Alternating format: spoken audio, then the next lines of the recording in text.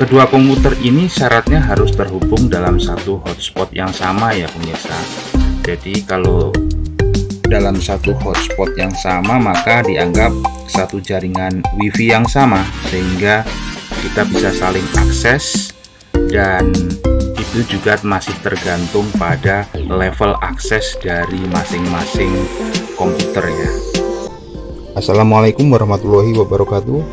Pemirsa, kembali kita berada di channel Ngoprek di Rumah YouTube. Kali ini saya akan berbagi tips bagaimana cara berbagi file, saling copy, menghubungkan komputer dari laptop satunya ke laptop satunya. Keduanya mempunyai sistem yang sama, Windows 7. Kadang banyak orang yang berpikir hal ini ribet. Ya, kalau kita berpikir bahwa untuk semua ini kita harus menghubungkannya secara jaringan kabel. Kalau dulu kan ribet ya, kalau misalkan dalam suatu sistem LAN maka kita harus menggunakan kabel LAN, kemudian di situ harus ada hubnya, ada router kalau misalkan Anda ingin terhubung dengan internet. Nah, kali ini saya akan menunjukkan tips cara menghubungkan dua komputer dengan sistem yang sama, yaitu Windows 7.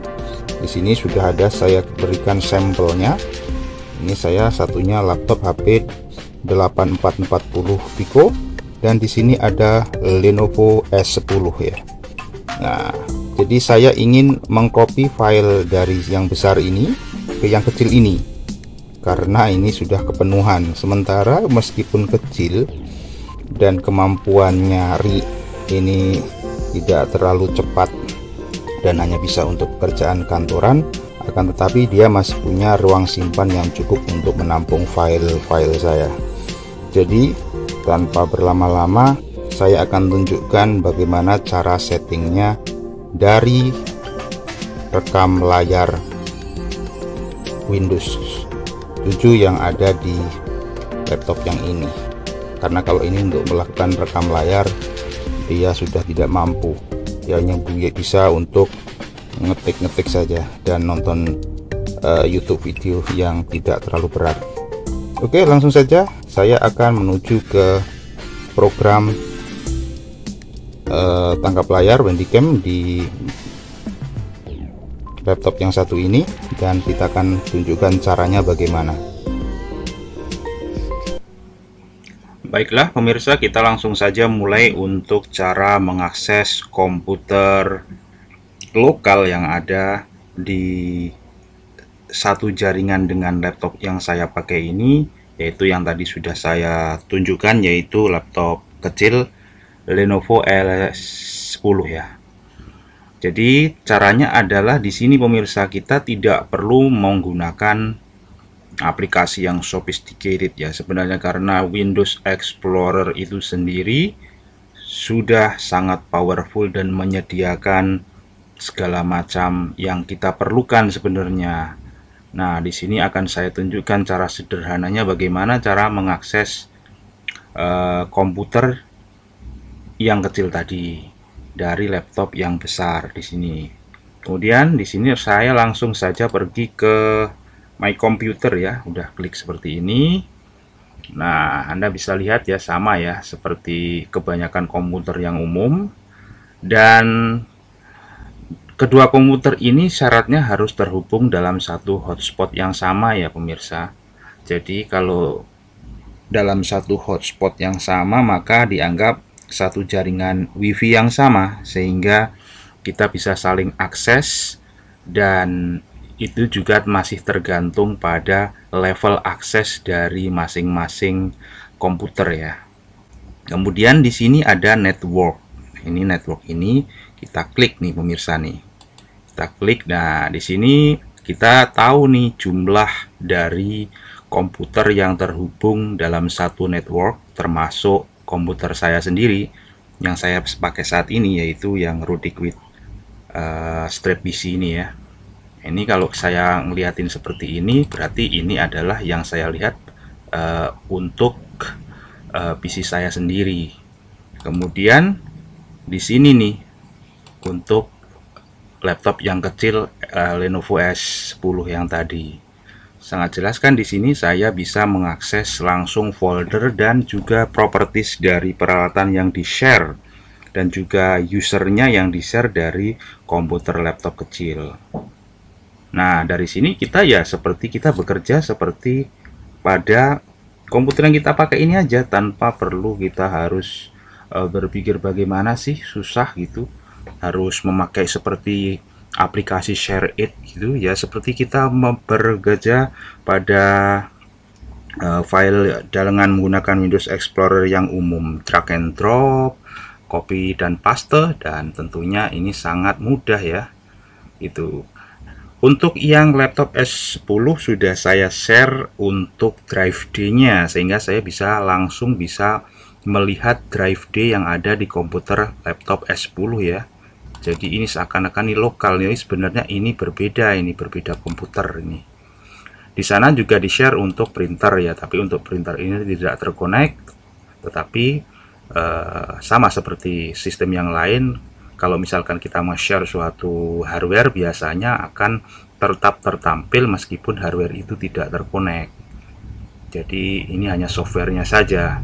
Kemudian dari sisi users itu yang di-share di sana semua saya bisa lihat, karena memang saya rancang demikian karena ini komputer saya pribadi dan saya tidak terlalu mementingkan level akses security yang berbelit-belit.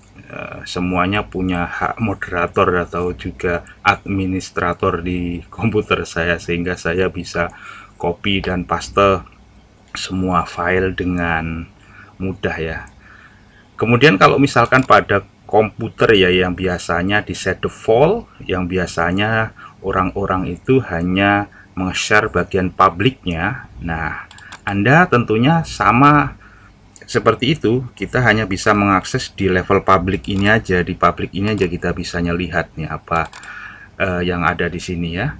Jadi di publik itu biasanya ada public dokumen, public downloads, public music, pictures, recorded TV, public videos, ini biasanya ya. Ini tipikal, ini hampir semua juga seperti ini. Bisa juga kemudian di-share, ini semua tidak ditampilkan juga bisa. Akan tetapi ngapain sih susah-susah? Nah, kita tidak melihat dari sisi keamanan ya atau bagaimana, tapi saya lebih melihatnya pada dari sisi cara menggunakan dengan mudah ya. Ya seperti Anda bekerja pada drive D, drive C punya Anda, my dokumen Anda di sini. Tinggal filenya mana yang kita mau pindahkan ya. Jadi di sini saya akan memindahkan file di sini. Anda bisa bayangkan ini untuk komputer saya udah emput-emputan ini. Untuk C-nya ini udah tinggal berapa? Tinggal 3 GB. Padahal sebenarnya idealnya komputer itu kita harus sediakan minimal 10% ya untuk kapasitas harddisk tersisa. Tapi apalah daya, kita di sini overload. Nah, ini untuk file yang akan saya pindah. File ini ada di my video di komputer laptop besar. Kemudian seperti ini tampilannya. Saya biasa menggunakan view dengan detail ya, karena dengan begini saya tahu ukurannya langsung, filenya langsung dan lain-lain. Kemudian jadi ini juga sebagai tambahan tips ya, jika Anda bekerja dengan Windows Explorer, Anda bisa pergunakan ini dengan efektif. Ini cara melihat ini, karena dengan begini kita akan bisa melihat view dari detail seperti ini. Bisa juga dengan view large icon seperti ini, large icon ini. Kemudian ya ini lebih mudah tentunya, karena kalau secara manusiawi kita itu kalau lihat gambar itu akan cepat menangkap daripada kita membaca ya. Oke, di sini saya akan memindahkan beberapa file video yang menurut saya ini perlu disimpan di tempat lain yang lebih sekunder ya. Ini rekaman videonya Ali dan juga backup dari upload konten YouTube. Jadi langsung saja ya, saya menuju ke S10 di sini, kemudian saya akan drop ini langsung di Rudik, kemudian di S10. 10 atau di sini aja 10 saja di my video. Atau juga kalau tadi sudah saya sebutkan bahwa saya kalau misalkan tipikal bahwa komputer kita hanya bisa mengakses publik, maka ya kita publik di sini, kemudian kita drop di public video di sini. Sudah, Ctrl V, maka langsung akan terjadi pemindahan, dan lamanya pemindahan ini tentunya tergantung dari besarnya file yang kita pindahkan. Pada proses ini jangan diinterupsi ya sebaiknya ya, karena proses memindahkan data itu sebaiknya jangan diganggu. Misalkan dengan seperti ini ya, kemudian Anda bekerja mengakses C-nya sana, hal itu juga akan berpengaruh terhadap kecepatan daripada pemindahan data ini. Kenapa? Karena harddisk itu kan piringan. Kalau Anda mempergunakan cara demikian bolak-balik ke satu tempat lokasi di mana sistemnya itu satu, maka Anda akan memusingkan prosesor di sana. Demikian tipsnya untuk memindahkan data ya. Jadi sangat jelas saya kira ini sudah terpindahkan untuk satu file dan kita masih menunggu lama. Di sini diperlukan waktu sekitar 1 jam untuk memindahkan file sebesar 1,5 giga ya. Jadi kita tunggu saja, tapi tidak sampai 1 jam ini sebenarnya. Mungkin sekitar perkiraan saya 5 hingga 10 menit itu. Jadi kita memindahkan data ini melalui jaringan WiFi ya, melalui jaringan WiFi. Jadi semoga semua dari tips yang sudah saya share ini bisa Anda praktekkan sendiri di rumah. Jadi langsung Anda bisa eksekusi ya. Jadi tipikal ya. Mungkin saja Anda terpengaruh dengan tema seperti ini. Tidak usah berpikir seperti itu karena ini hanyalah tema ya. Saya tidak mempergunakan tema yang dekoratif. Di sini saya menggunakan tema basic karena dengan tema basic fitur-fitur yang memperlambat sistem kinerja sistem akan saya bypass dan saya akan mendapatkan komputer yang lebih cepat.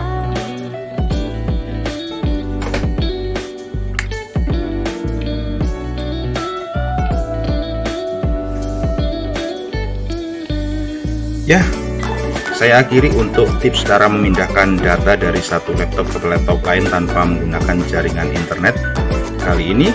Semoga tips ini berguna bagi Anda, dan jangan lupa untuk komen, like, dan subscribe-nya agar channel ini tetap berkembang.